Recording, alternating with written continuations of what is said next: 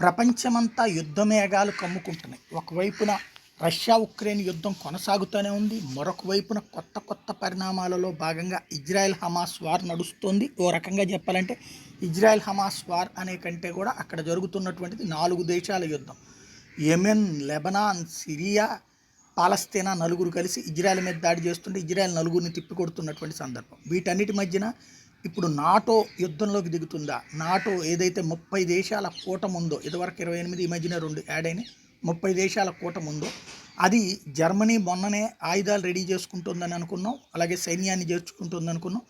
ఇప్పుడు తాజాగా జర్మనీకి తోడుగా మరొక వైపున బ్రిటన్ కూడా ప్రిపేర్ అవుతుంది అనుకున్నాం. అయితే ఇప్పుడు బ్రిటన్ దగ్గరికి తాజాగా వచ్చినటువంటి అంశం ఏదైతే బ్రిటన్ దగ్గరికి తాజాగా అమెరికాకి సంబంధించినటువంటి న్యూక్లియర్ బాంబర్స్ని పంపించారు. అంటే సంథింగ్ ఉక్రెయిన్ విషయంలో కనుక ఉక్రెయిన్ ఓటమి పాలైతే రష్యా మీదకి దాడికి నాటో సిద్ధపడుతుంది అన్నటువంటి చర్చల నేపథ్యంలో పెను సంచలనం అయితే నడుస్తోంది.